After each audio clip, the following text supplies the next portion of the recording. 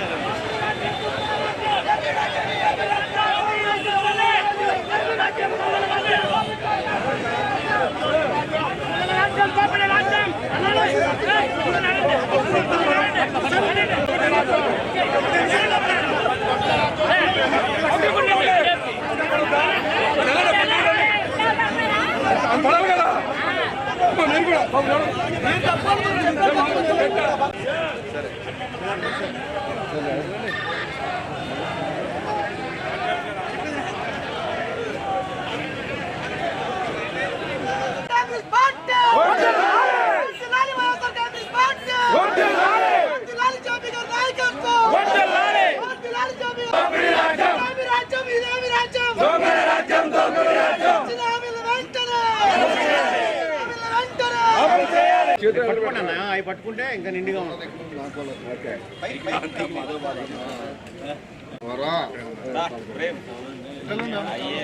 బాబు నువ్వు చూడాలి రావాలి. మారేడుగా చేసే కార్యక్రమం చేస్తున్నందున యువత పోరుబాట అనే కార్యక్రమం సందర్భం పెట్టి రాష్ట్ర వ్యాప్తంగా కూడా ప్రతి జిల్లా కేంద్రాల్లో ఈ రోజున ఈ పోరుబాట కార్యక్రమానికి శ్రీకారం చుట్టడం జరిగింది. ఈరోజు ఏలూరు జిల్లా వైఎస్ఆర్ కాంగ్రెస్ పార్టీ ఆధ్వర్యంలో జిల్లాలో ఉన్నటువంటి 7 నియోజకవర్గాల సమన్వయకర్తలు, అలాగే పార్లమెంట్ సమన్వయకర్త, వివిధ అనుబంధ శాఖల జిల్లా అధ్యక్షులు అందరి సమక్షంలో ఈ రోజున ఆధ్వర్యంలో ఈ రోజున ఈ యొక్క ప్రజాగాళం వినిపించడానికి కార్యక్రమం చేపట్టాం. ఈరోజు మేము చెప్పే విధానం, మేము అడుగుతున్నది ఈ ప్రభుత్వాన్ని, ప్రభుత్వం అమలు చేయాలన్నది, మీరు ఎన్నికల్లో ఇచ్చినటువంటి హామీలను ఎందుకు అమలు చేయట్లేదు, ముందుగా అమలు చేయాలి. అలాగే పేద విద్యార్థులకు రావాల్సినటువంటి ఫీజు బకాయిలు 4,600 కోట్ల రూపాయలు 5 త్రైమాసికాలుగా మీరు ఇవ్వకుంటే ఆ పేద విద్యార్థులు ఏమైపోవాలి. అలాగే పేద మెడికల్ విద్యార్థులు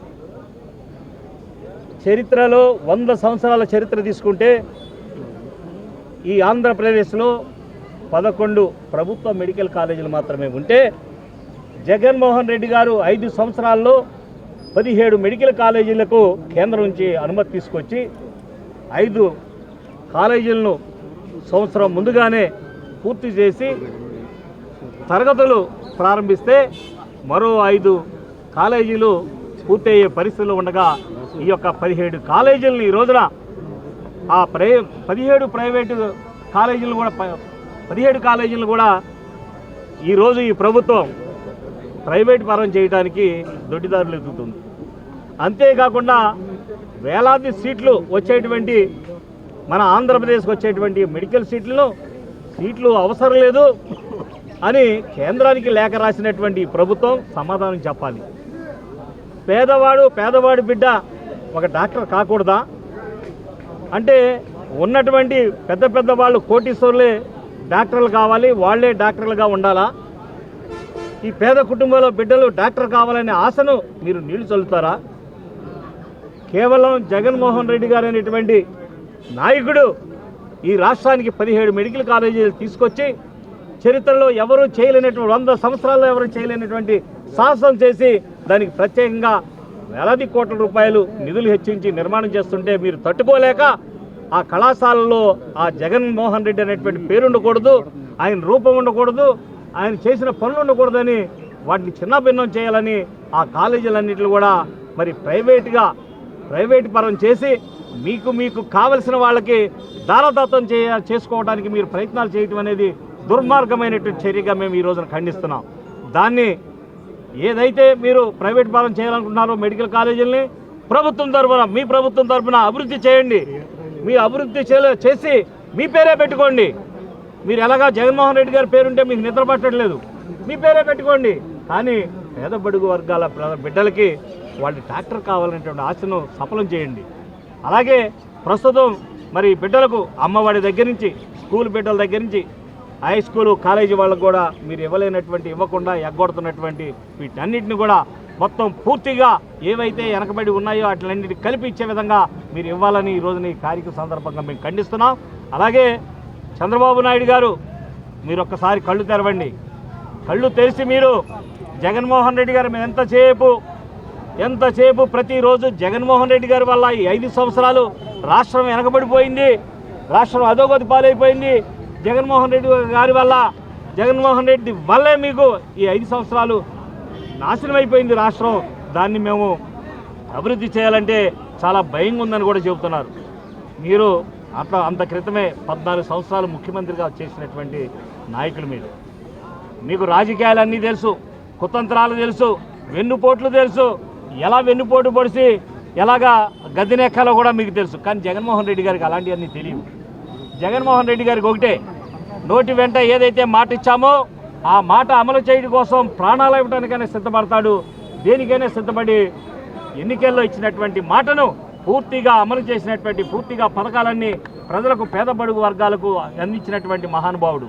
అంతేకాదు ప్రభుత్వం రాగానే 2 సంవత్సరాలు కోవిడ్లో అతలాకుతలం అయిపోతుంటే ప్రపంచమంతా కూడా అతలాకుతలం అయిపోతున్నా ఈ రాష్ట్రంలో నా బిడ్డలు నా ప్రజలను బతికించుకోవాలి అని ఆయన పడినటువంటి తాపత్రయం ఈ 2 సంవత్సరాలు కూడా ప్రభుత్వ ఆదాయం లేకపోయినా మరి వేల కోట్ల రూపాయలు ప్రజలకు ప్రతి సంవత్సరం కూడా 70,000 కోట్ల రూపాయలు మరి బటన్ నొక్కి పంపించారే. మీకు అర్థం కావటం లేదా చంద్రబాబు నాయుడు గారు అని అడుగుతున్నా. మరి మీరు పదవి వచ్చిన తర్వాత ముఖ్యమంత్రి అయిన తర్వాత సీట్లో కూర్చున్న తర్వాత నేను అది చేస్తాను ఇది చేస్తానని ఒక రెట్టు కాదు ఒకరికి ఇస్తే నేను 3కి ఇస్తానని 3 రెట్లు ఇస్తానని చెప్పిన మీరు ఈ రోజున మీరు ప్రభుత్వం ఎక్కి గద్దె మీద కూర్చున్న దగ్గర నుంచి ఇవాళ వరకు ఎందుకు అమలు చేయట్లేదు? మీరు అమలు చేయవలసిన ప్రతి నెల ఇవ్వాల్సిన అన్నిట్లు కూడా వాటిలన్నింటినీ కలిపి ఇవ్వాల్సిన బాధ్యత ఈ రోజు మీకుంది. బడుగు వర్గాల బిడ్డలు వాళ్ళు పొట్టలు కొట్టకండి, వాళ్ళ చదువులు మానిపించేసి వాళ్ళ చదువులు వెళ్లకుండా వాళ్ళ జీవితాలు పాడు చేయకండి. అందుకే మీ అందరికీ కూడా మరొకసారి నేను మనవి చేసుకుంటాను. ఆ రోజు నుంచి రైతులు, మహిళలు, అలానే రైతు కూలీలు, అలానే విద్యార్థులు అందరూ కూడా ఇబ్బంది పడే పరిస్థితి. ఆర్థికంగా పల్లెటూరు ప్రాంతాలన్నీ వెనకబడడం జరిగింది. ఏదైతే వాగ్దానం ఇచ్చారో అవన్నీ గాలికి వదిలేసి, అవే కాకుండా ఏవైతే పిల్లలకి ఇవ్వాల్సి ఉందో ఫీజు రియంబర్స్మెంట్ కానీ విద్యార్థి వసతి దీవెన కానీ ఇవన్నీ కూడా గాలికి వదిలేసి ఈరోజు విద్యార్థులు ఇబ్బంది పడే విధంగా, అలానే ఇంటింటికి మరి ఎంతమంది పిల్లలు ఉంటే అంతమంది పిల్లలకి మన తల్లికి వందనం అని చెప్పి మోసం చేశారు. ఏది చూసినా మోసాలే. ఈరోజు విద్యార్థుల తల్లిదండ్రులు మళ్ళీ కూడా చేయి చాచి అప్పు అడిగే పరిస్థితి దిగిపోయారు ఈ ప్రభుత్వంలో. ఎందుకంటే గత ప్రభుత్వంలో జగన్మోహన్ రెడ్డి గారు ఏదో ఒక రూపైన సంక్షేమం చేసి ప్రతి ఇంటికి ఇంత అని చెప్పి ప్రతి ఇంటికి డబ్బులు వెళ్ళేవి. కానీ ఇప్పుడు అవేమీ లేవు. ఆర్థికంగా మన రాష్ట్రం వెనుకబడింది, జీడిపిలో డౌన్ అయ్యింది, జిఎస్టీ రిటర్న్స్లో డౌన్ అయినాయి.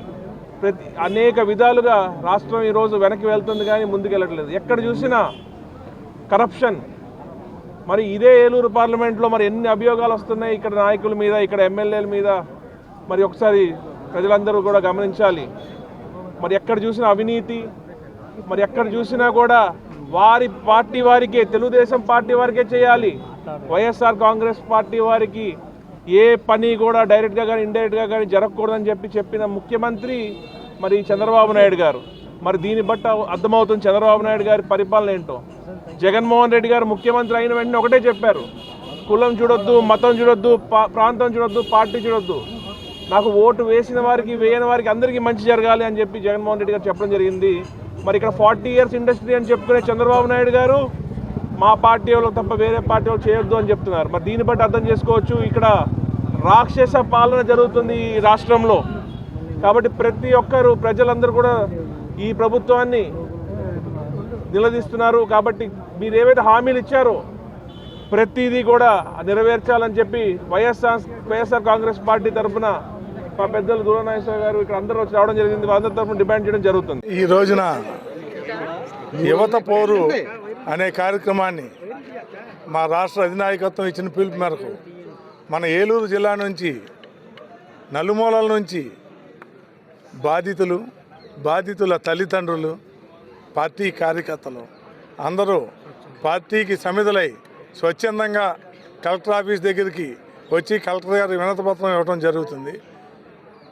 ఈ యొక్క యువత పోరు ఈ 8 నెలల్లో విద్యార్థులు చదువుకోవటానికి ఇబ్బంది పడతా రోడ్డు ఎక్కుతాం, కూలి పనులు చేసుకునే స్థితికి వాళ్ళందరినీ ఈ ప్రభుత్వం అలా అయ్యే విధంగా తయారు చేయటం, ఎక్కడా కూడా ఫీజు పోరు చేస్తారని హెచ్చరించినా కూడా ఏ ప్రైవేట్ కాలేజీకి కానీ ఏ స్కూళ్ళకి కానీ ఎక్కడ ఎవరికి కూడా అమ్మఒడి ఏ డబ్బులు వేయలేదు. వేయకోకుండా ఈ విద్యార్థులు ఎప్పుడైతే స్కూళ్ళల్లో ఫీజులు కట్టలేదో వాళ్ళకి పరీక్ష హాల్ టికెట్ ఇవ్వకోకుండా వాళ్ళందరినీ ఇవాళ 10th క్లాస్లో సుమారుగా 30% మంది ఈ ఫీజు కట్టలేక ఎక్కడ అమ్మఒడి పడక వాళ్ళ ఇళ్లలో డబ్బులు కట్టలేక చాలామంది హాల్ టికెట్లు ఇవ్వక అందరూ కూడా ఎగ్జామ్స్ రాయకోకుండా రోడ్డు మీద ఉన్నారు.